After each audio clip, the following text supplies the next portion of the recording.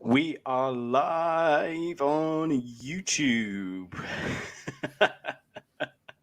Welcome. I am your host, Zane.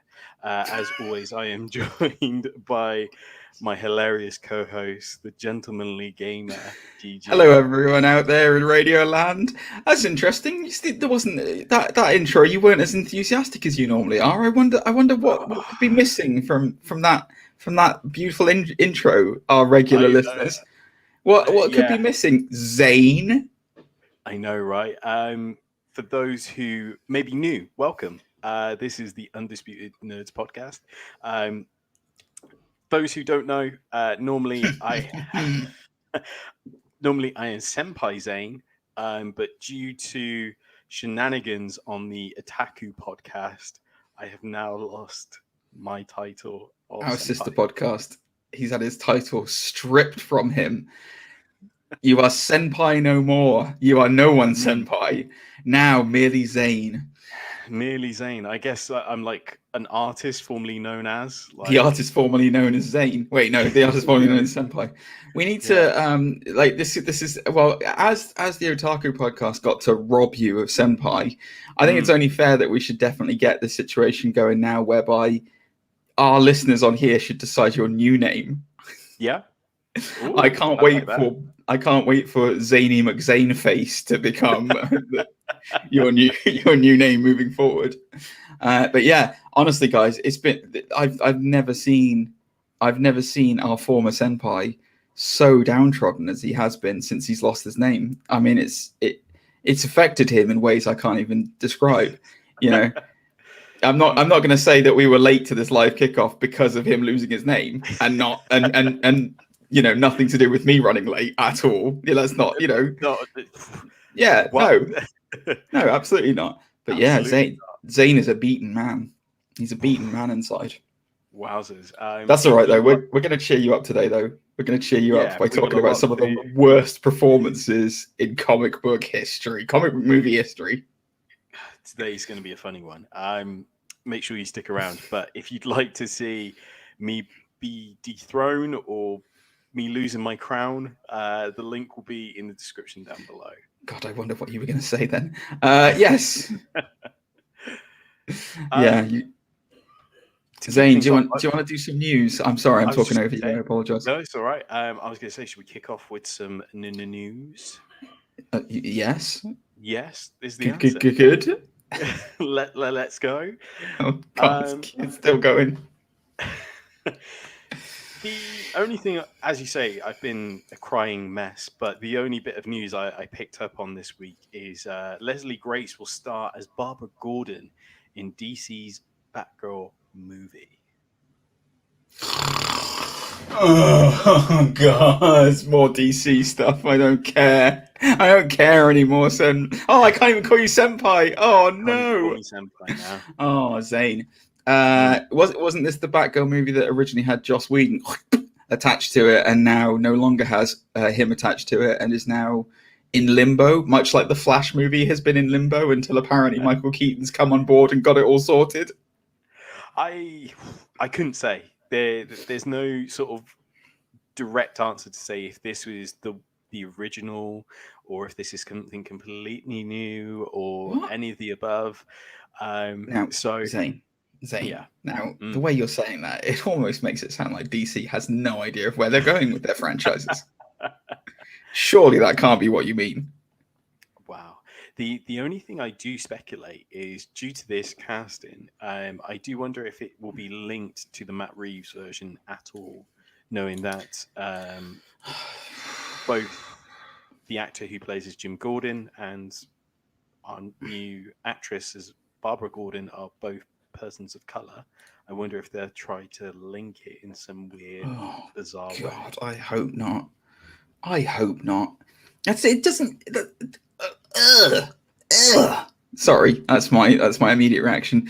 God, I mean, like, so they're doing Barbara Gordon. So obviously, it's very clear. I wasn't sure if they were going to be doing what's her name, Stephanie. Oh, I can't remember his name. Brown, thank you. I wasn't sure if they'd be doing that Batgirl. That Batgirl would have been much more interesting, to be honest with you. No disrespect to Barbara Gordon. I But like, you can't have it in the Matt Reeves universe because it doesn't. I mean, unless you said it like 10 years after or whatever. Because Sure.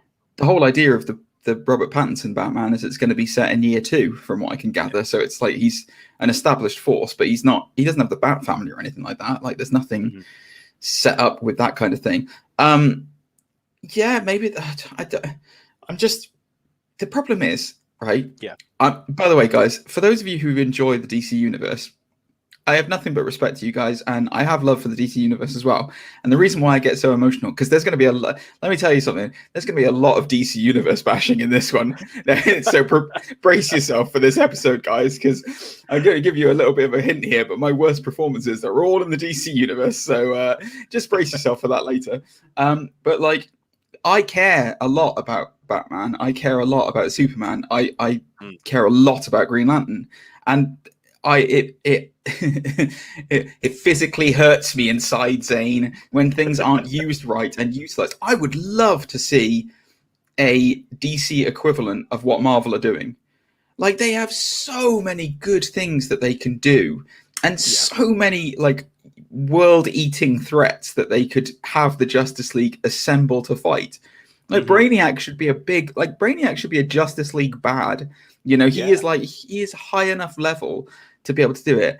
And like, just Marvel have cracked the code. Like, there is a formula for it. That is what it is. We didn't ask each other how we were doing at the top of the cast either. I feel bad now. I mean, obviously you're not doing well. I've just realised as I was looking at myself boiling in this heat that the UK is experiencing at the moment. But yeah, are you all right, Senpai? Because I realised I just ranted, and I'm sorry. Are you all right? No, it's fine. I'll bounce. You'll still back. be my senpai. Oh, thank you.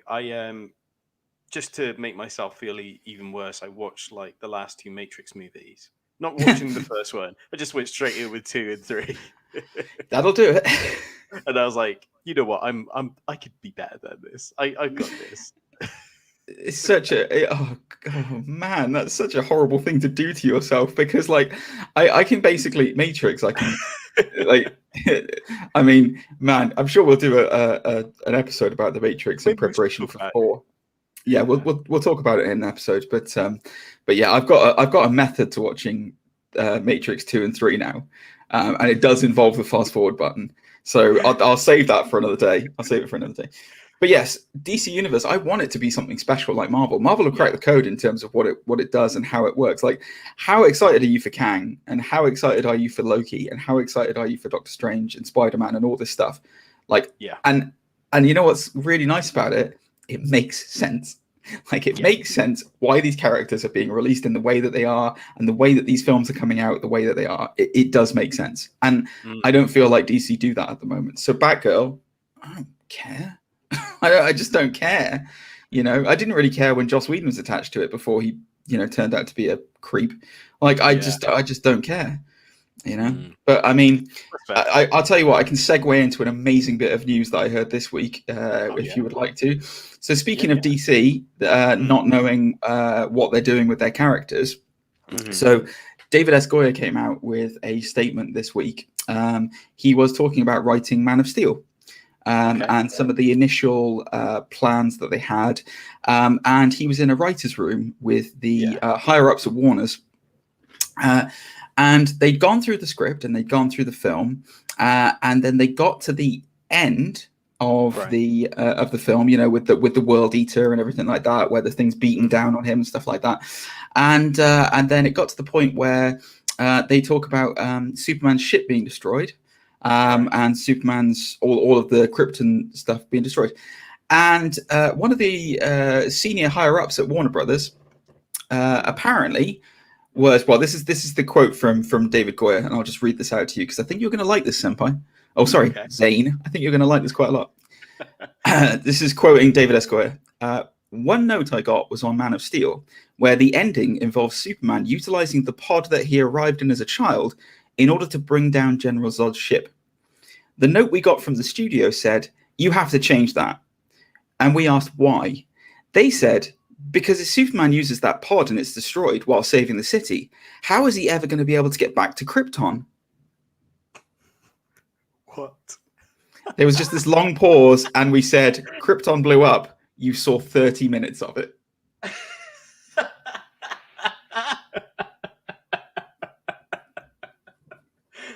my god. Ladies and gentlemen, if you don't believe the DCEU has no vision or no understanding of what to do with these characters or where to go, look at the people who own them, Warner Brothers, and that right there tells you all you need to know.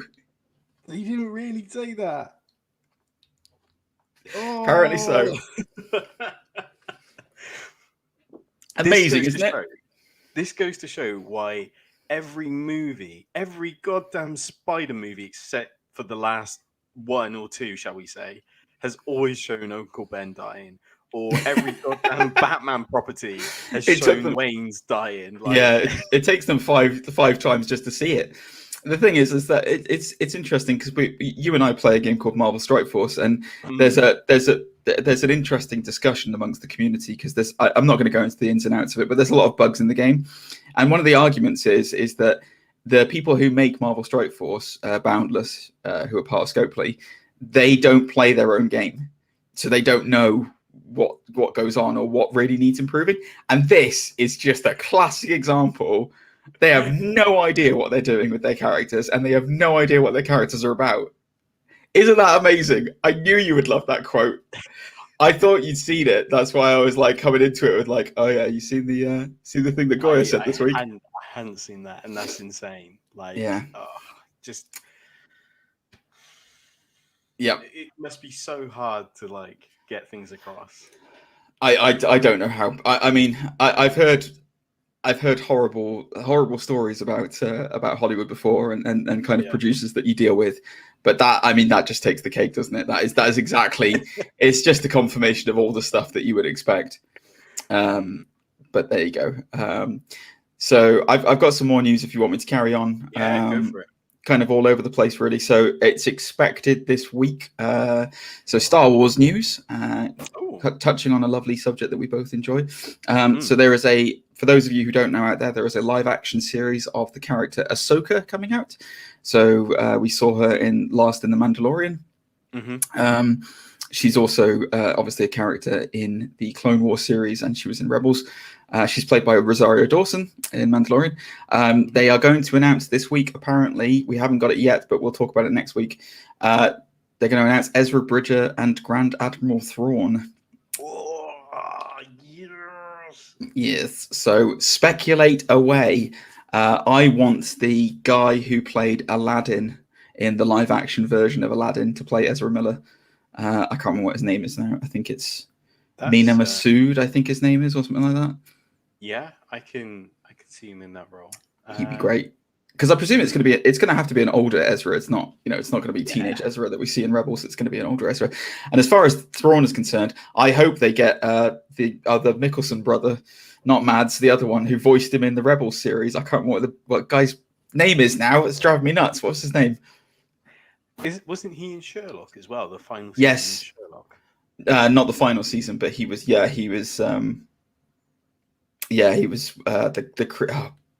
What's his name? The keeper of secrets who creeped out Sherlock. I can't remember what his name is. Lars Mikkelsen is the actor's name. Lars Mikkelsen. Yeah, it's the brother of Mads, and he'd be amazing. That's amazing. Cool. That's cool. That would be really cool, actually. But yeah, speculation can run rampant as far as who might be cast. I really, apart from, like I said, Aladdin, the guy who played Aladdin, I think his name is Mina Masood. Apart from him, and then, Lars is just such perfect casting, regardless of whether it's a voiceover or if it's actually him. I thought Benedict Cumberbatch would be quite good as him, actually, but it's never going to happen because he's already pitched up in the Doctor Strange camp. But thoughts? Yeah, at this point, I'm not too fussed on casting. I'm just more excited to see what they do with the characters and where have they been. Like, because the last time we saw them in Rebels, they kind of got whale jumped like across space. So I haven't read any of the novel books or listened to the audio versions, so I don't know if that's covered off in the books. But I'd be really interested to see what. Yeah, in Legacy, so non-canon, it's Shadows of the Empire is probably one of the most famous books that was never mainstream canon after the films. So the idea was that after the end of Return of the Jedi, the whole Imperial fleet was kind of lost, and they didn't really know what they were doing because suddenly there was no more commands coming through. And Thrawn, because he's an absolute like military genius, mobilized everything and basically created a new Imperial fleet with him at the helm, which is why he's called Grand Admiral Thrawn. He's a Grand Admiral in the sense of like he's leading the entire Imperial fleet. That's the whole idea of it in Shadows of the Empire. And so it was about Luke Skywalker and Han Solo and Leia taking him down. It's amazing. It's such a great, like they had a graphic novel run of 3 books, and I can't get my hands on the last one for love nor money. I have read them online, but I can't, you know how I am with these.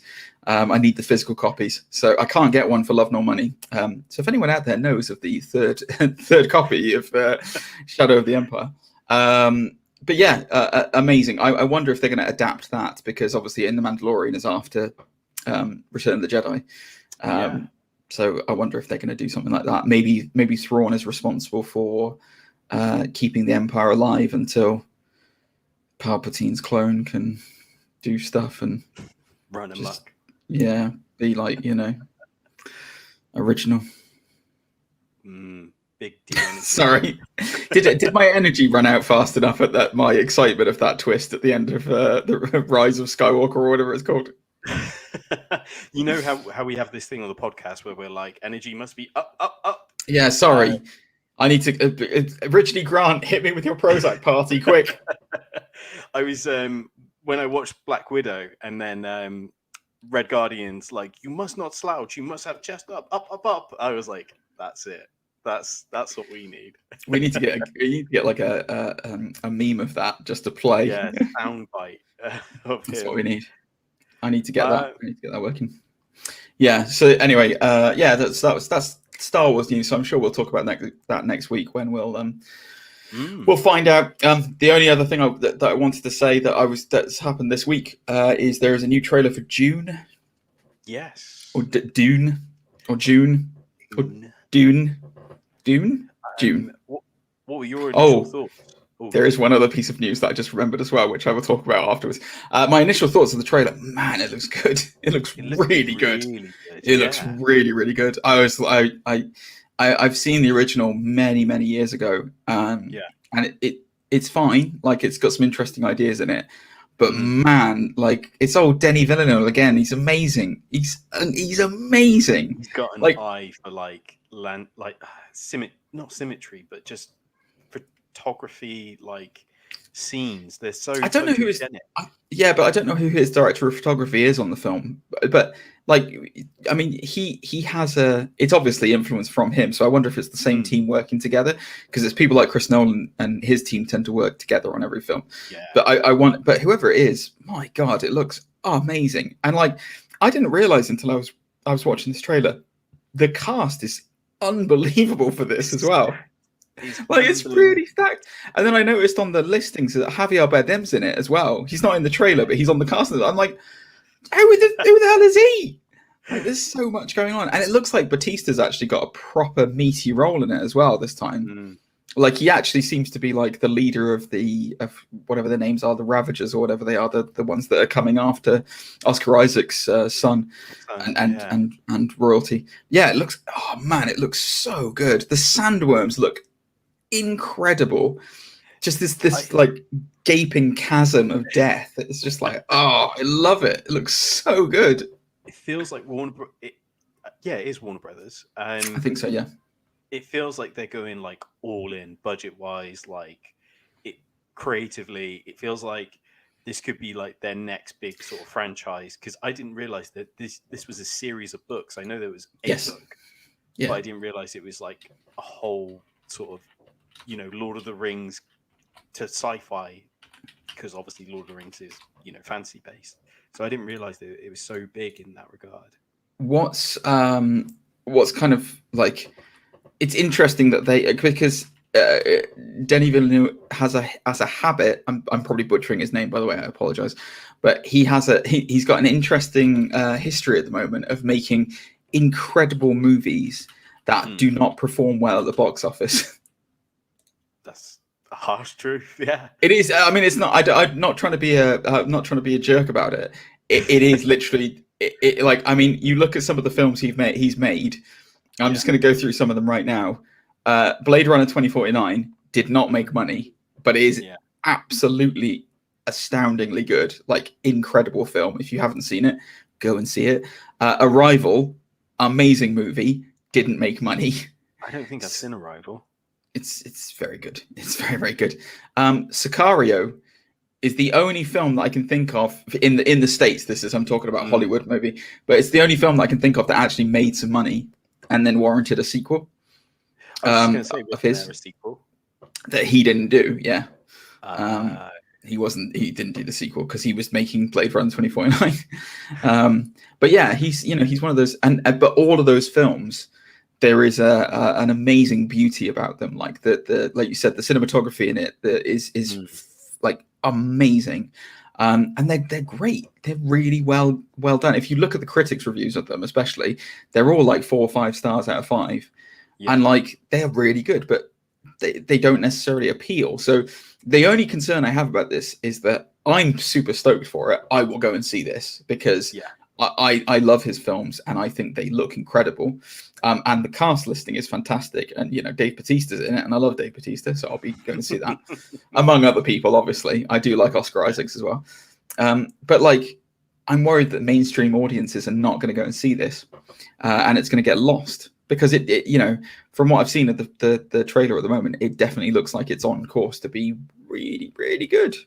Yeah, definitely. I think with a cast like this, it can't be ignored because, like you say, there's almost someone there for everyone. Like your Dave Bautistas, your Zendaya, because obviously a young audience. I was Zendaya, yeah. You've got Jason Momoa. Oh yeah, who's really featured in this trailer as well. Yeah, Oscar Isaac. Like there's so many names attached to it. There's almost like Rebecca Ferguson.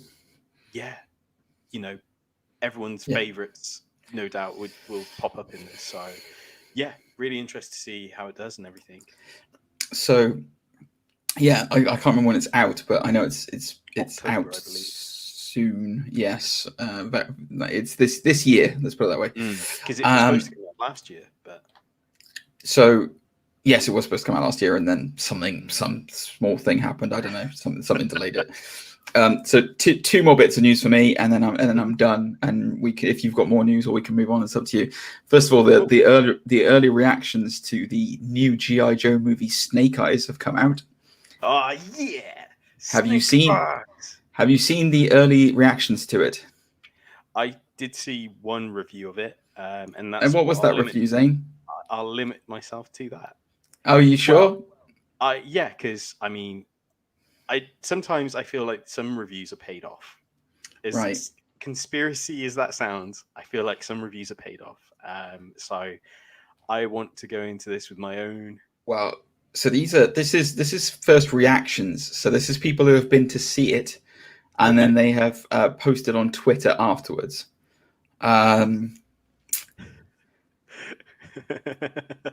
I can hear it in your voice. Well, I mean, look, it's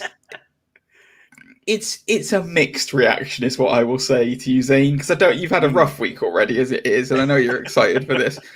I'm gonna read. Can I read 2 of them? Yeah. All right. So I'll read. Okay. So I'll read the top one first, then I'll read one of the better ones. Okay. Hashtag Snake Eyes is an unmitigated disaster. A total and utter disregard for the character's history, legacy, and canon. As a true fan and collector of the IP for 40 years, this movie broke my heart. What made Snake Eyes cool and mysterious is not in this film. Another Paramount dumpster fire. Umberto Gonzalez on Twitter there. This other one is probably more tempered than the collector of 40 years. I had a good time with hashtag Snake Eyes. It's not going to be anyone's movie of the year, but it was a fun time at the movies and makes me want to see more G.I. Joe stuff in this universe. as per Chris E. Hayner. So I think, interestingly, it seems like purists are probably going to be quite angry at this film. I would say from that reaction. But general public, maybe it'll be a nice popcorn. I might go and see it because I don't really know that much about G.I. Joe, so might be a fun time, a fun romp at the cinema. Yeah, exactly. Like, I don't think anyone was expecting this to be, let me guide you to Humberto Gonzalez, who clearly did. But then, if he was in, what gets me is like, did he not see the trailer? Because the whole trailer is like showing you that there's no mystery to Snake Eyes anymore. This is Snake Eyes' backstory. Like, I know, dude. I'm just reading out what people are saying. I don't know what to tell you. That's fine. I don't claim to be a G.I. Joe like purist. I haven't been following it for 40 years, sadly. But as a series of movies that I don't mind watching. You were going to say, like, as a man. As a senpai. Not anymore. It's gone. Anymore. Yeah, retired. Yeah, those movies are fun. Like, you don't take them seriously enough. They're kind of like Transformers. They just exist. Like, you put it on, you know what you're getting. Like, I have absolutely zero excitement for G.I. Joe whatsoever, or Transformers at this point either. I'm sorry, come at me, nerds.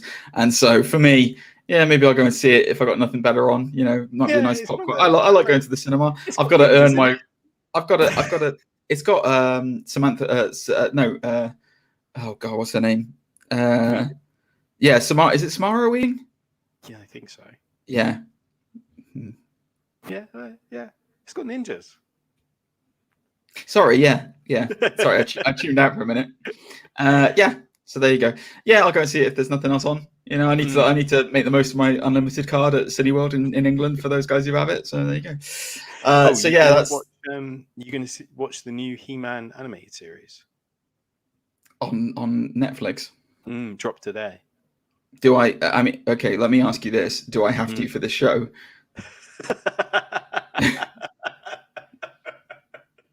Let us know in the comments. Should he watch it for the show? Drop it in the comments. We want to know. It's not one of the things I would regularly watch, but if it's for this show, you and I both know that I will do it. I hope Dolph Lundgren has a cameo of some sort. That's all I mean. Yeah, me too. The guy who played Skeletor in Masters of the Universe too. The last bit of news that I was going to mention before we move on to the main topic of that was we talked about this before the show, so it won't come as much of a surprise to you, Zane. But our main man, the man responsible for the current state of the DCEU, Mr. Zack Snyder, nay Ryder, as I called him by accident before with Senpai Zane. I keep calling you that. We've got to get a new name for him, guys. We've got to get a new name for Zane. That's it. That's the feature. Get a new name for Zane. Write into us. Mail. Sorry, nerds.undisputed@gmail.com. We need a new name for Zane. And if we could get a potentially like any kind of theme or jingle for that would be fantastic. We need a new name for Zane. Something along those lines. Something jazzy. That would be great. Or it's like on The Price is Right. Anyway, Zack Snyder. He has signed a huge, apparently, big money deal with Netflix to produce content for them, starting with a sequel to our extremely mixed reaction, Army of the Dead. Oh. Yes, they are officially making that bit you didn't know. Yeah, they've confirmed they're making a sequel to Army of the Dead. Cool. Which I assume Snyder will be helming.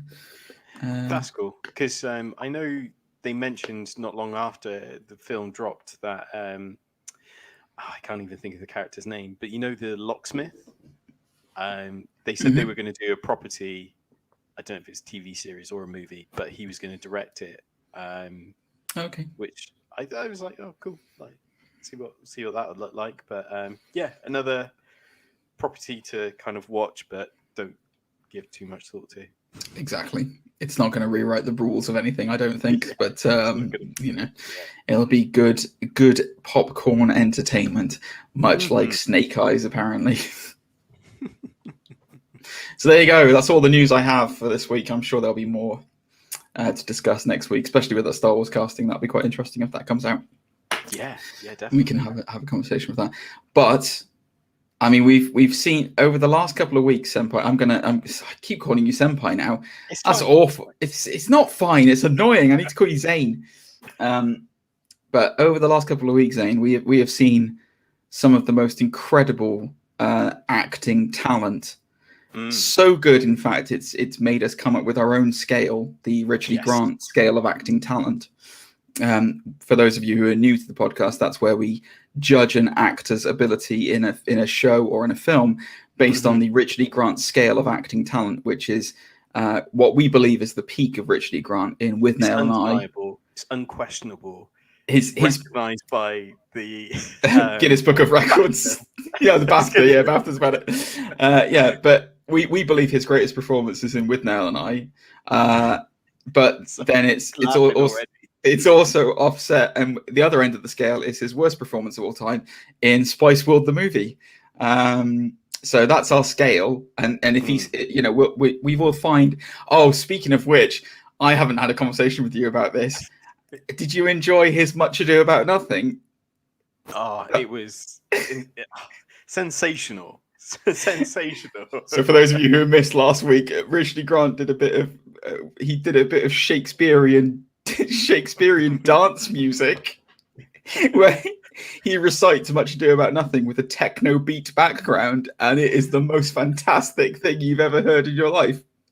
And I found it and sent it to Zane. Anyway, sorry, that's Much Ado About Nothing. Let's move on. So anyway, bearing in mind we've seen some of the greatest acting performances in Loki. Yes. We thought this week we would look at some of the worst acting performances in comic book movies. And so me and Zane have come up with 3 each. Now, we don't know what each other has picked. I have put quite a lot of thought into this. I know that Zane has obviously put absolutely zero thought into this because he's been mourning his senpai loss all week. So it's going to be a very interesting thing to see if we look at his face. It's going to be very interesting to see if we overlap. And for those of you who follow me on Instagram at Gentlemanly Gamer, you will see that I gave a little bit of a spoiler as to my first choice. But I will defer to you, Mr. Zane, for your first pick of who you believe in your top 3 worst performances in a comic book movie. Okay. We're probably not going to go as far back as like the 60s and stuff like that, because obviously there's some non-canonical kind of like performances of Superman and stuff like that probably wouldn't hold up to this day. So sure, I certainly, a lot of mine are modern within the last 25 years. So just to give you that heads up, guys, as we're probably not going to be talking about, from a period of time when performances were questionable. I think I'll kick things off with a cult classic, some would say. When I first watched this, I was kind of like, this is nothing like my original introduction to this character, which was Poison Ivy. Batman Forever. No, not Batman Forever, excuse me. Batman and Robin. Uma Thurman's take on Poison Ivy. It was just kind of reduced to one-liners. Like, it's just, you couldn't really say it's a performance. It's just one-liners and zingers left, right, and center. Now, I don't know if she saw Arnie's performance as Mr. Freeze and thought, I can do that. Watch this, or they just she just had to work with what she was given. But I'm gonna pause you just for 1 second on that, Zane. I'm gonna go out on a limb and say that the incredible actress Uma Thurman did not look at Arnold Schwarzenegger's performance and go, "Well, he's got the right thing there. I'm definitely gonna copy him." Just gonna guess that. Just gonna guess. Singers are charming. This is the thing about it. His zingers are charming. I'm just gonna guess it was in the script because something tells me that. Let's think of one. You're not sending me to the cooler. Yeah, that's that. Look, I mean, what destroyed the dinosaurs? The Ice Age. Yes, we all know this. We all know the script, Zane. We've all read it. Honestly, I'm the thing about it is that I'm going to let you continue talking. That's the thing about it is cool. you carry on, and then I'll Yeah. tell you what my thoughts are afterwards. I mean, again, at this point, at the time when the movie released, my only other introduction to the character was Batman animated series, where Poison Ivy or Pamela, that they used quite a lot actually. She was dating Harvey Dent, and she kind of poisoned him because he was doing some sort of excavation that would kill a load of plants. But it was calculated. It was she was sophisticated, trapped Batman, in the famous sort of like upside down plant about to eat Batman scenario. And there's themes there, like That classic scenario. Yeah, about to eat Batman, but for scientists, there was no calculating. There was no, like, she had this weird obsession that, It was a very pantomime villain. Yes, it was. Yeah, it's, and yeah, and I can't say any more than that. Really, I get fumbled. So, it'll come on to mine in a minute as well. We'll talk about it. But I watched the Batman 3 and 4, so Batman Forever and Batman Robin, because they came out within a year of each other, I think, something like that, 2 years. And I was thinking about picking one of the actors, because there's so many to choose from in Batman and Robin, so many to choose from. Not Chris O'Donnell, funnily enough. I don't mind his portrayal of Robin. I think he's all right. But Uma Thurman, like that character and that particular appearance came at a very informative time in my life. Let's put it that way. And so I can't bring myself to put her on this list because for those of you who have seen Uma Thurman's performances, she's not a bad actress. She's a very, very good actress. I was going to say, like, we know she's amazing from roles like Kill Bill. Like, it's just unquestionable. But yeah, there's roles, and then there's other roles where they're just looking to get paid, I guess. I do wonder if she fired her agent after that year, because wasn't she also in the Avengers? And I'm not talking about the Marvel property. I'm talking about the old school, like John Steed. John Steed, I think his name was. Where it's like she was with Ralph Fiennes and Sean Connery in that movie. I almost picked Sean Connery off of this list, by the way, based on that one performance. But then the Avengers aren't, like, apart from the main Marvel Avengers, they're not really thing. But like that was the same year as Batman and Robin. So she had a bumper year of BS, I'll tell you that. Her agent must have got sacked so quickly that year. Gosh, but like, you think about Uma Thurman, I mean, when I think of Uma Thurman, she is quintessentially linked to Quentin Tarantino. Try saying that fast. With Pulp Fiction and Kill Bill, and she can do a lot more. I think it's a case of a very bad script and probably not the best direction at the time for that kind of thing. Camp Batman has its place, but it just wasn't done well. Good pick, very good pick. I was very close to picking something from Batman and Robin, but keeping with the theme of it, I didn't do that. I went with something from Batman Forever, which is the clue in my picture on Instagram. So. It's not Jim Carrey, guys. In 1995, I believe, Batman Forever was released. We had seen previously on screen Billy D. Williams portraying the fabulous character Harvey Dent.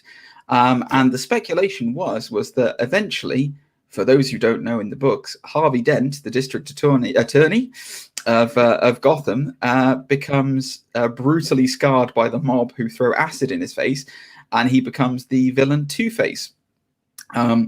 Two-Face is a cerebral baddie in Batman. It hits to a lot of points of how Batman's dichotomy can be, because the idea was that he was supposed to be the light of Gotham. He was supposed to be this crusader who was coming in and cleaning up the streets without needing to be Batman, because he was a public face, which could effectively make Gotham a better place. And he is what Bruce Wayne could have been if he hadn't have donned the mask. However, what people didn't know in Gotham was that he was horrifically beaten as a kid, and there was a lot of neuroses that scarred him. And so when he was acid-faced, all of these neuroses came out, and he became psychopathic and became Two-Face, literally split right down the middle. Yeah, there is so much to play with that character. Aaron Eckhart did an amazing job in The Dark Knight portraying him. Yeah. Somebody who didn't do an amazing job portraying him was Tommy Lee Jones. Now, I am going to prefix this with, I love Tommy Lee Jones. Men in Black is amazing. I think his performance in The Fugitive is incredible, and he deserved an Oscar for it. But my God, is he bad in Batman Forever. It is, you want to talk about one-liners. Yeah. I mean, he catches Batman in the underground, puts some gas pipes on him, then gets like this weird laser gun. Don't know where he got that from. And his one-liner is, nothing like a bad case of gas. What's that? And like, you can tell that like what Tommy Lee Jones wanted, he wanted to be the Joker. He wanted to be Jack Nicholson's Joker. That's what he wanted. He wanted that over-the-top, campy, I'm out there, I'm crazy kind of thing. Yeah. And like unhinged, like exactly. Yeah. And like it's like Two-Face is dangerous. Like he is very, very dangerous, but not like this. Like, you know, I feel like Switch in the Matrix. Not like this. Not like this. And he like it's so. I appreciate what George Schumacher was trying to do with the films, where he was trying to make them campy and like the 60s TV show, but like for the modern day kind of thing. But it missed the sign of the times. And with what material you can use with Two-Face, it butchered it, like absolutely butchered it, to the point where we didn't see Two-Face on the big screen again for like 12 years after that. Yeah. You know, we still haven't seen Riddler again. Like, he's not been around, let alone Poison Ivy or Mr. Freeze. So, you know, there's like, fortunately, I'm looking forward to seeing the take on the Riddler by Paul Dano in the new Batman film. Yeah. And like I said, Aaron Eckhart did an incredible job playing Two-Face, because he understood that, like, I think he really, maybe not him, possibly Christopher Nolan better, but like they understood the levels, and David S. Goyer, they understood the levels of neuroses that he had and what it took to spark them. And if you have that kind of mentality, you are not singing and dancing and jumping around like a madman. And yeah, you could argue that the script, you know, he was given the script and that's all he could do, you know, but like, even so, my God almighty, it's just, he is hamming it up like you wouldn't believe. If you want to talk about our scale of Richard E. Grant, he is full on Spice World. He's gone That's off. Very true, isn't it? He's gone off the bus into the concert. That's how Spice Worldy he is. He's full on like Richard E. Grant Prozac party Spice World. That's how how far he takes it. And it's, for me, yes, the tone of the films, but because even Jim Carrey in that film, there is a level of darkness to what he brings to the Riddler. Like, there's the whole scene. I mean, you could argue that, yeah, okay, he's probably got more to work with based on the script, but like, there's a whole scene before where he murders that guy in the in Wayne Enterprises, and it's actually really genuinely quite sinister for like a campy thing. It's quite sinister, and like, you could have done something like that with Two-Face. He doesn't have to be this like jokey, like, ha ha ha, I'm gonna kill you now, ha, ha. Nothing like a bad case of gas. Wasn't he like addicted to that like device that Edward made to, you know, absorb knowledge and stuff? Because I remember there's the scene where they have like, well, it's more like a montage where they're just running amok around town and like they're just like having this thing stuck to their head every 2 minutes. And like, oh. Yep. Again, Batman Forever holds a place in my heart because it was one of the first comic book movies I ever saw. And when I was a kid, I was like, this is, you know, Batman's real. It's amazing. Oh my God. But like, by the same token, you look back on it now and you think, I'm one of the rare people who actually believe that Val Kilmer was an all right Batman. I think if he'd have had more to work with, if he'd have had a Burton script or a Nolan script, Yeah. I think he would, feel free to come at me, nerds. I actually think he would have made quite a good Batman and Bruce Wayne. He's one of the few people who had that edge to be able to do it. They each have their own uniqueness. Like Michael Keaton was very good at being Bruce Wayne, and he was also good at being Batman, but not physically kind of imposing enough, I guess, to be Batman. There was no sort of Batman personality, if you know what I mean. It felt like very bland. Yeah, he was just kind of a stoic figure, which I think can add to the Batman element, but the argument could be said that he's just it's hard, man. It's hard to get that blend correct, though. George Clooney was arguably very good at being the Playboy millionaire because he's a Playboy millionaire, but it's not great at Batman. And then Christian Bale was excellent at both, but maybe not the best choice of voice for it. Yeah. Like, what? You want fries with that? I don't know. Ironically enough, I genuinely think you're going to love me for saying this, but Ben Affleck was one of the best performances of Batman. It's just really a shame that he had such poor material to work with. And yeah, I'm going to get some comments on that, I'm sure. But no, it's fine. You've said it. I soundbited it. We'll play it every episode going forward. Yeah, there we go.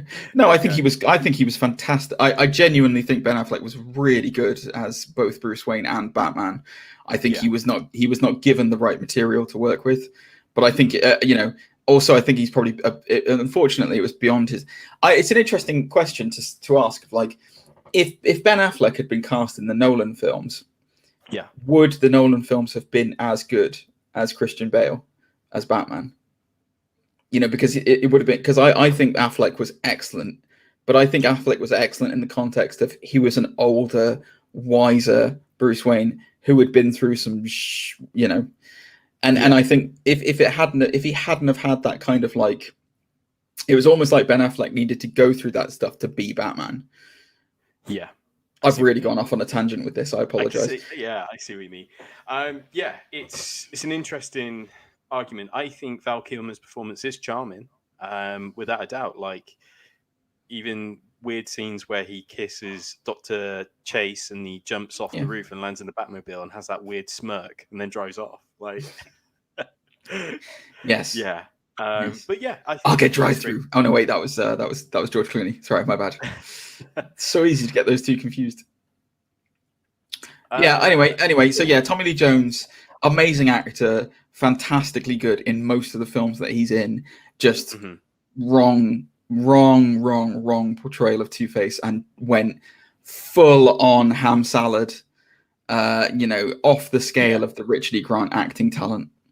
You could argue the same thing at Poison Ivy as well, actually, with Uma Thurman. Yeah, I was just going to say there's some great Two-Face comics as well. Like, I instantly think of Robin Year One, where it's like a conflicting battle for Robin. But I think that was great, as well as, of course, Dark Knight Returns, where he sees the scarred face as his face and his normal side as the fake one.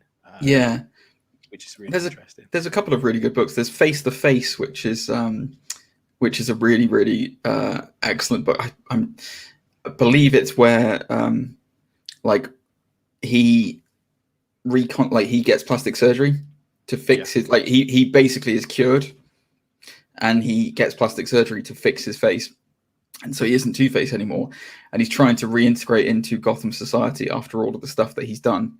And it's basically about how he deteriorates and how he goes, back over the edge. It's a very interesting read.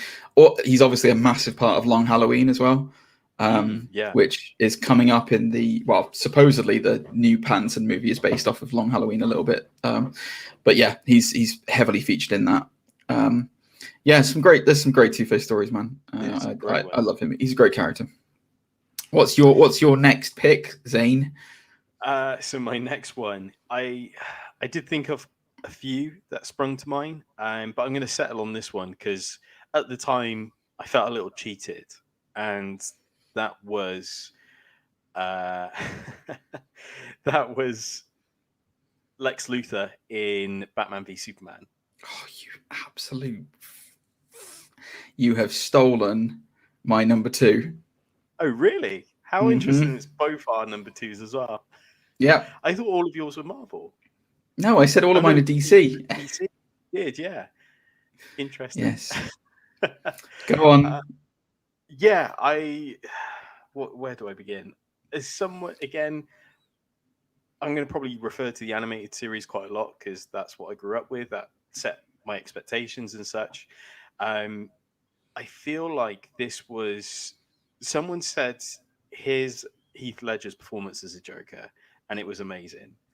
And he just tried to replicate it, which doesn't work for that character. It wasn't even replicating it. It was just... I mean... Yeah. If you were talking about Jesse Eisenberg, I'm guessing, yeah? Yeah, that's right. As Lex Luthor. So the reason why that starkly offends me is that Lex Luthor, he's like, this is what's really nice about it. He's a guy. He's just a man. He's just a man. But he's Superman's arch nemesis. Why is he Superman's arch nemesis? Because he's an incredibly sadistic, cerebral man who can literally think his way out of anything. And once he meets Superman, Superman has a level of power that no one has ever seen before. And Luthor wants that power. If you subconsciously deep down, if you want to know what Lex Luthor wants to be, he wants to be Superman. That's what he wants. That Superman is, yeah, exactly. Adored, powerful, everything. Now, and there's that jealousy of it, you know. Yes, precisely. So that's the establishment for what Lex Luthor is in the books. First of all, bold as well. Let's not forget that. Bold, very easy to do on screen. Very easy to do. Now, my Zane, why don't you just tell me what Jesse Eisenberg's performance was like? Oh my gosh, it was just kooky, zany, like it was just over the top. It really was the other end of the Richard E. Grant scale. He was Spice World. It was just too much for a character that's cold, calculating, plays their cards close to their chest. Like they try to show elements of it, like with the, peach in a... Oh, don't even... so I'm gonna do a credit, and I will swear a little bit in this segment, so I apologize, guys, but I'm gonna do credit out to the Weekly Planet, who have had lots of discussion about this.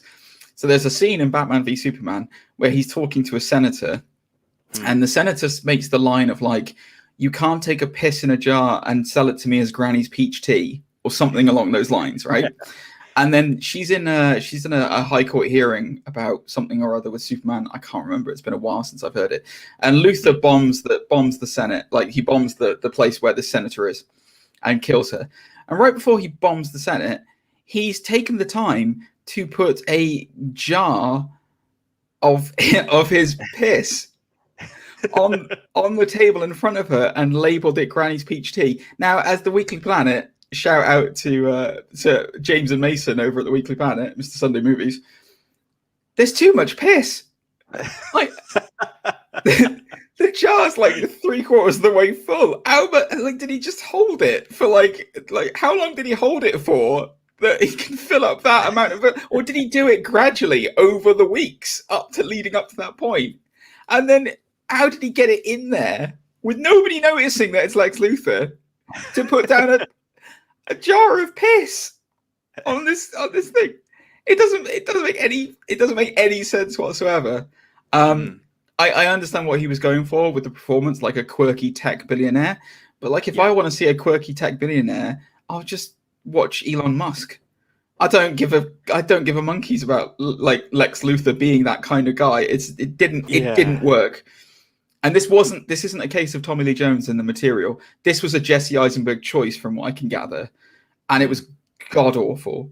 I wanted to talk about this one, so I'm slightly annoyed that you've nicked it off me, but I'll get over it and stop stealing your bit. But yeah, God, I agree with you 100%. It was awful. And the thing is, like, this isn't like a role that there hasn't been historically live action versions. We've had, Yeah. you know, again, there was the Kevin Spacey version in Superman Returns. You know, there's been, of course, the Christopher Reeve Superman had Lex Luthor in it.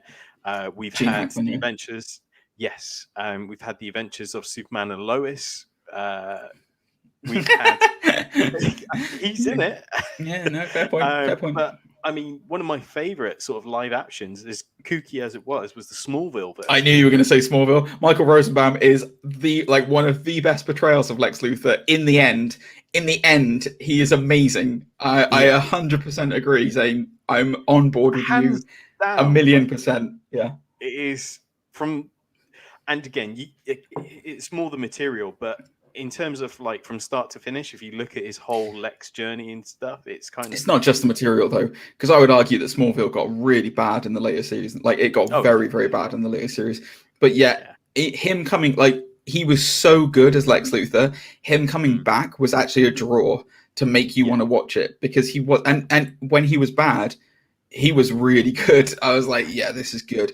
And that's exactly what Lex Luthor should be like. He should be likable with an underlying sense of sinister, and like this guy, he could pay to have me killed tomorrow, and that's it. If I say one word wrong against him, he has the power to crush me. And that's the whole point of Lex Luthor. There needs to be that element of like he's a corporate figure, but with this underlying level of menace. And Jesse Eisenberg was just.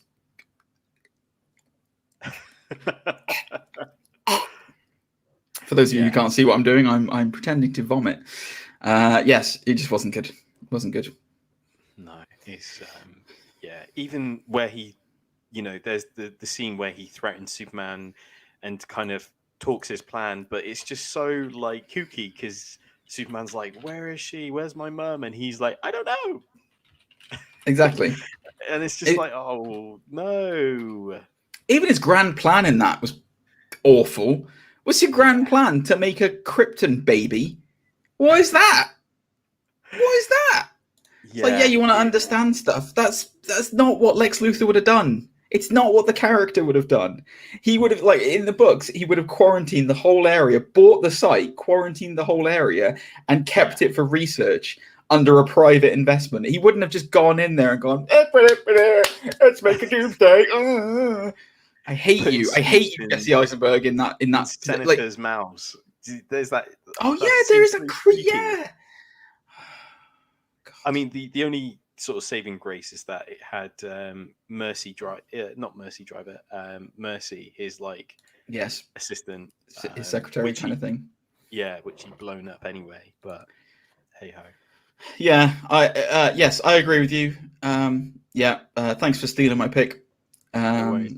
I've got another one. I've replaced it with someone else already instantly. I was just going to say we may as well jump to number one if it was both our number two. I want to know what your number one is now.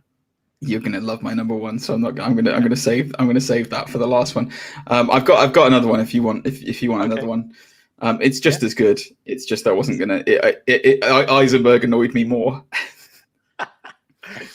So cast your mind back, way back, Senpai, to 2003. Okay. Spider-Man has just been released. Comic book movies are hot. We've got announcements of Daredevil. We've got announcements of Ghost Rider. All these films are coming out, and then a little film is dropped, and it's directed by the same man who directed Blade. So there is a lot of hype behind this. There's a lot of hype. It's also based on a book that was written by the comic book legend and immense hermit Alan Moore. Ooh. And that film was The League of Extraordinary Gentlemen. Go on. Now, this film is legendary for many reasons. Many reasons. It was a famously cursed production. It was the sets got flooded and were destroyed, which meant they had to remake and reshoot a lot of the film. This was famously one of the films that I believe Stuart Townsend turned down Lord of the Rings because he had to film this. Yes, he did. Hindsight is a beautiful thing. So Stuart Townsend was originally going to be Aragorn in The Lord of the Rings, and he was cast and he'd started filming, and then he was pulled from production because he had commitments to another film. I believe it was The League of Extraordinary Gentlemen. I could be wrong. Correct me if I'm wrong, guys. But he definitely had to pull out. Great cast in this. Richard Roxburgh's in it. Petter Wilson's in it. Stuart Townsend. Jason Fleming. Tony Curran. Like, really good cast. Mm-hmm. And right at the tip of the iceberg, the top of the peak, was Mr. James Bond himself, Sean Connery. Some would argue not a nice bloke, has a history of hitting his wife. Just putting it out there. It's been documented. It's true. It's out there. Anyway, Sean Connery was playing Alan Quatermain. Now, if those of you who have read the books, A League of Extraordinary Gentlemen, if you haven't and you've watched this film, I suggest you go and read the books because they're a little bit different than the film.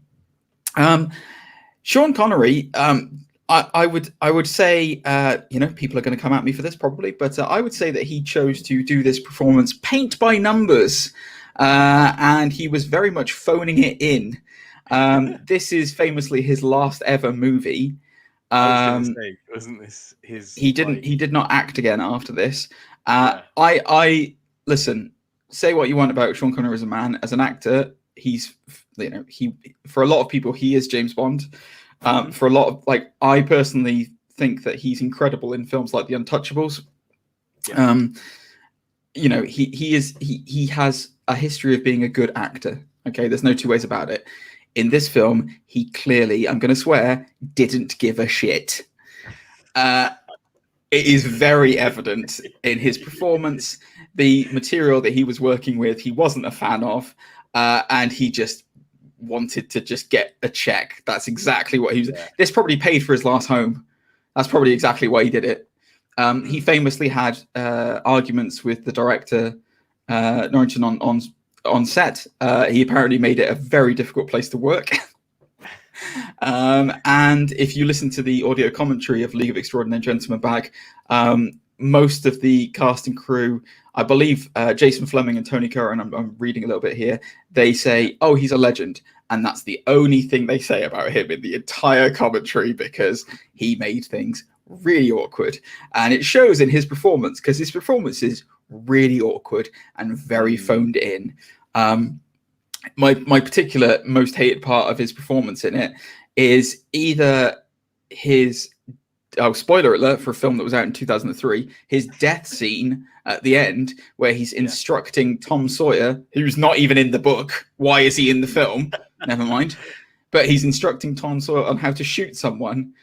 And it's some of the most weirdly homoerotic death scene I've ever seen in my life from Sean Connery. That's it, boy. That's it. Take your time. Exactly. Yeah.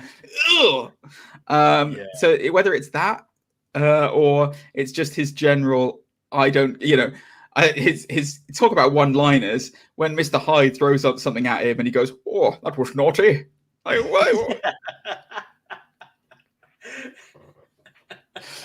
That film is mental. It's something else. Yeah, it's bizarre. Operating on a level that we can't comprehend. That's all I can say.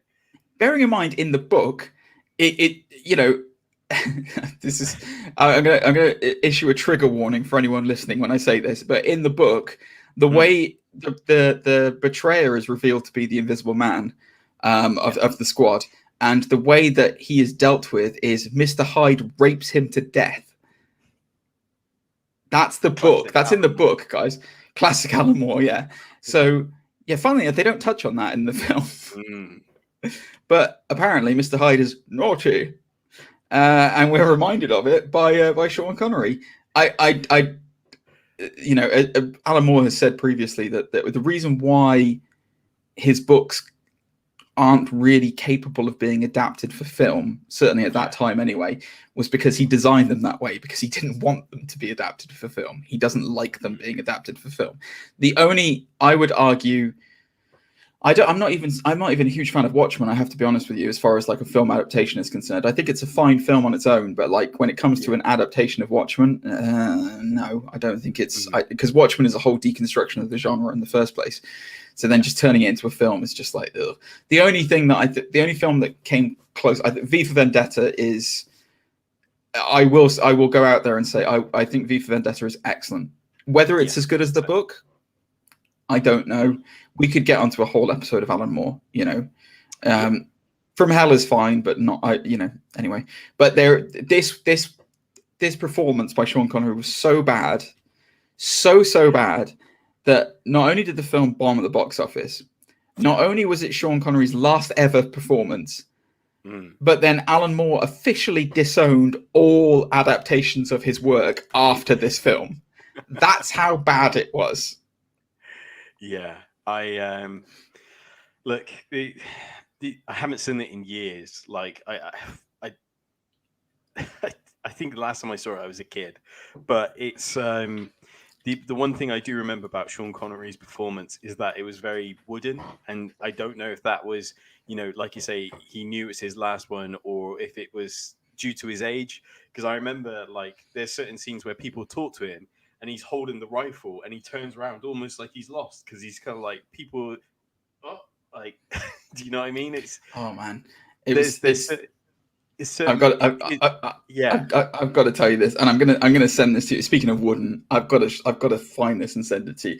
So there is a very dear friend of mine, who is one of my moderators on Twitch, and his name is @BladeBot, and he's a lovely man. I won't give his real name for obvious reasons. We have an in joke, which I will reveal to most people now. So at the premiere of this film, Sean Connery hadn't done a film for 4 years prior to this. Sure. And one of the interviewers at the premiere, he held out the microphone, and the first question he asked him is, Sean, oh, it's so fantastic to see you. We haven't seen you for ages. Where have you been? And Sean Connery took offense to it, got really annoyed, and went, what do you mean, where have I been? Where have you been? I've been over here working my ass off. Ask me questions like that. Where have I been? Where have you been? So that's one of the things that me and my friend Blade do all the time. Where have I been? Where have you been? I've been working my ass off. Incredible. So yeah, the lasting legacy for me for Sean Connery is that amazing interview. I'll find it for you and send it to you, Senpai. Cool. Yeah, I like that. Me and my friendship group, we always talk about his performance in Highlander. Yeah, Highlander, of course. I forgot. Spanish Quartermain. McLeod. Every time me and my wife watch Grand Designs, it's hosted by Kevin McLeod, and whenever he comes on screen, I immediately yell, McLeod. Anyways, we are going in a tangent hole of Sean Connery. We always do that, yeah. Anyway, Sean Connery, terrible in League of Extraordinary Gentlemen. Probably one of his worst performances ever. Well deserving on this list, I think you'll find. Absolutely. For my last pick, I thought long and hard about this. All of an hour? Yeah. Well, my initial thought was, what rustled my jimmies the most? Like, what was it? Russell Crowe? No. But I was like, what kind of riled me when I watched it? And there's not a lot of things that rile me, but this one riled me just because when they announced it and when I saw the promo pictures, I was like, I'll still give it a chance. I'm open-minded. Let's see where this goes. And it turned out to be terrible. Oh, I'm excited. This was Jared Leto in Suicide Squad as the Joker. I knew you were going to pick Jared Leto. Oh man, there was loads I could have chose. I thought of Harry Berry. Harry Berry. Yeah, that famous nice. Actress. That famous actress, Harry Berry. Yeah, or Belle, I think you called it. Harry Belle. I thought of Catwoman in that terrible film. I thought of George Clooney, but I even thought of Eric Bana in Ang Lee's Hulk. Did you know? I did think of that because I was like, that left a zero impression on me. But this one, it made me even think that maybe this isn't the Joker. Maybe this is gearing up to something else. We know it's part of like the DCEU. Maybe this could even be like Jason Todd, or we knew Three Jokers was. Yeah, we knew Three Jokers was going to be a thing. Like, but even so, like, it was just so wrong and bad at the same time. Okay. So I will. Can I query you a little bit on it? Yeah, sure. I don't mind it, and do you know why I don't mind it? Yeah, because whatever you say about Jared Leto, there's some stuff about his personal life and whatever, whether he's a good bloke or a bad bloke or whatever. Sure. He had ridiculous shoes to fill. I mean, like ridiculous shoes to fill. Nobody. I don't care who you are. You could have been Joaquin Phoenix coming into it after the fact. And, you know, I would argue that Joaquin Phoenix Joker was so successful because Jared Leto had already taken the main punch of it from Heath Ledger. Because anyone who follows Heath Ledger's footsteps as far as that performance in The Dark Knight he's going to get slaughtered. Add into the fact that I don't believe that it was his choice to tattoo up the Joker. I like the idea of the Joker having metal teeth. I like the idea of that because it's like Batman's going to have punched his teeth out so many times that, like, yeah, you know, those kind of choices were concerned. And as far as his main performance is concerned, he's creepy and weird and twisted and sick. The problem I have with it is that he's barely in it. Yeah, there is that. It's more the gangster element to it that annoys me, because I like, and again, I guess this is more of an opinion thing, but I like my Jokers. I'm not saying he can't have a gang or have goons or anything along those lines. That's fine. Like they're just punching bags of Batman, like, or, you know, for the plot. But what annoys me, what annoys me is you wouldn't see Joker in a nightclub, like, and have a meeting with a fellow gangster to talk about Harley or, you know, business or whatever. Like, it's things like that just annoy me, and it's like, I think it depends. Yeah, no, I understand where you're coming from. I completely understand where you're coming from, and it wasn't. I think for me, it wasn't as egregious because I've seen, you know, I've read. I mean, we've both read a lot of comic books, and I've read a lot of Batman books, and there are versions of Joker where he is portrayed that way. You know, there is a gangster Joker for a reason. You know, and like No Man's Land, for example, he owns his entire part of Gotham. Inevitably, it normally breaks down because the Joker's insane. My argument for that is, whilst I really appreciate your opinion, and I you know, I'm not going to deny that. Look, it's not the best performance in the world, and certainly when you compare it to the other Jokers that we've had, it's probably not the best. Let's be honest. My argument for that would be that, and Leto said as much himself, was that he's barely in it. So it's kind of unfair to judge him on a barely there performance. And I will say, from the Justice League Snyderverse release, his Joker is a lot more interesting immediately at the end of that. Spoiler alert, guys, if you haven't seen it. But when he turns up in that, immediately a lot more interesting. So I think that was okay. I wouldn't go like, oh, it's a world of difference. Like, I think it was fine because, well, I mean, it's only like a speech anyway. So exactly, there's only so much you could do in those confines. But even the stuff that he was talking about, I don't think it was that incredible. So that's fine. So that flashback aside, what else did he actually do in Suicide Squad? He drove a purple Lamborghini, and it was awful. Anything else? To be like a K-pop rock star.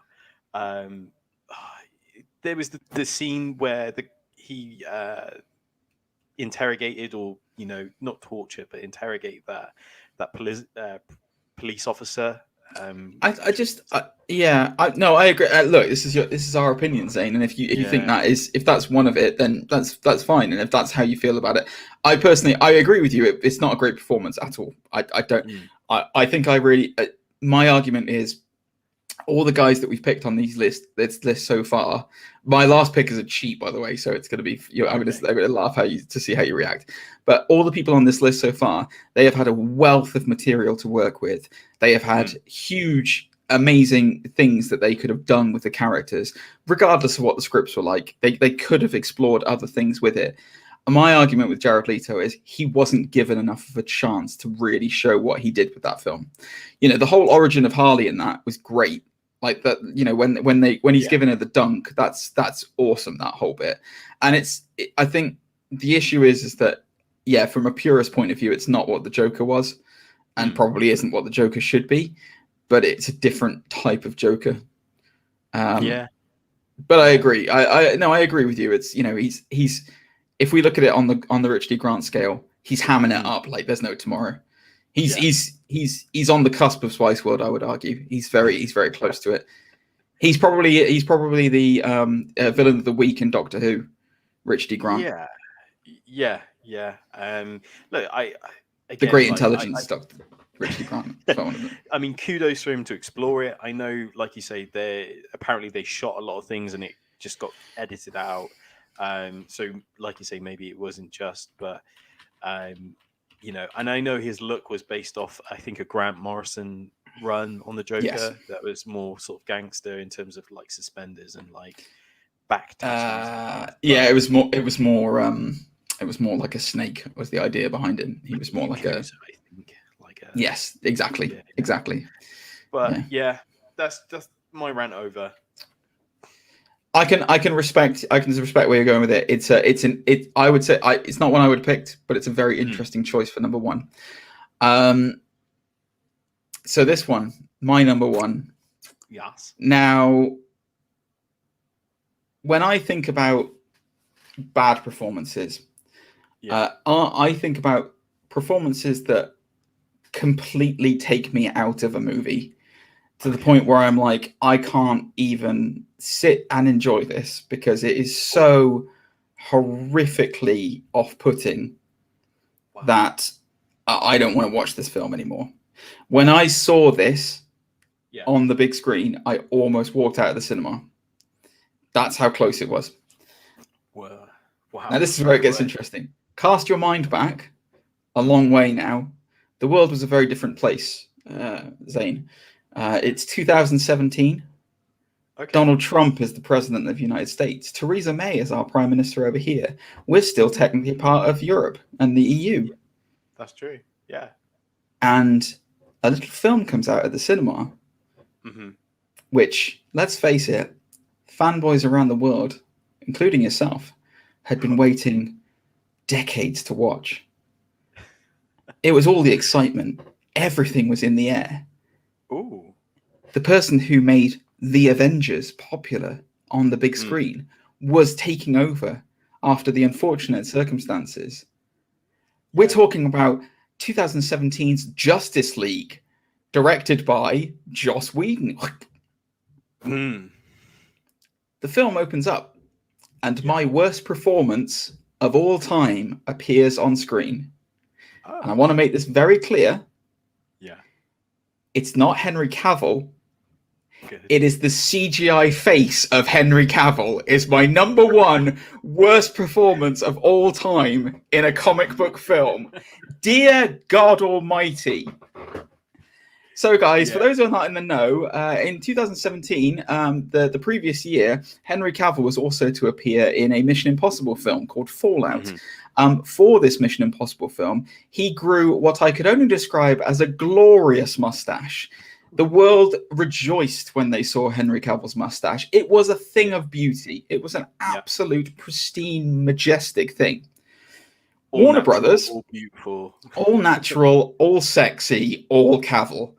Now, Warner Brothers needed to do reshoots for Justice League. They'd already shot the film with old bare-faced Cavill, but they needed to do some reshoots.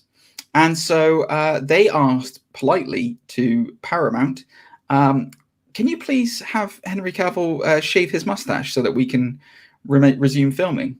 And Paramount were dicks about it, basically. I don't know how else to say it. And they said no, which meant they went to court. And Paramount won, which contractually meant that Henry Cavill had to keep his mustache. Not a big deal, really, in the grand scheme of things, because you think about, let's just think in today's terms about the level at which computer-generated imagery has developed. Yeah. To the point where we have had a completely CGI villain in the shape of Thanos in Infinity War and in Endgame. And I would argue it was as realistic as an actual person being there. True, Josh Brolin's performance was enough to bring it to life, but I had no fault with it whatsoever. Yeah. So Warner Brothers were like, okay, that's fine. So let's take some budget, and we'll film the scenes when he's got the mustache. Yeah. And what we'll do is we'll take some of the budget and we'll CGI over it, and we'll just make his lip bare. Simple. And we'd heard about this beforehand, and we were like, oh, that's fine. It'll just be a byproduct thing. Just be CGI. We've seen people be de-aged at this point. Exactly. De-aging. Exactly. What a great example. Technology. Precisely.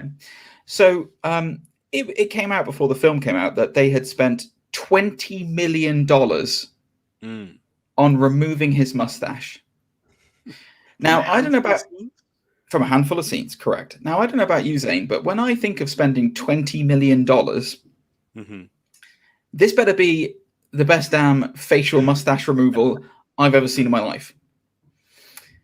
The film opens on a kid's mobile phone where the kid is recording a speech from Superman after he has just saved somebody from a burning building or whatever.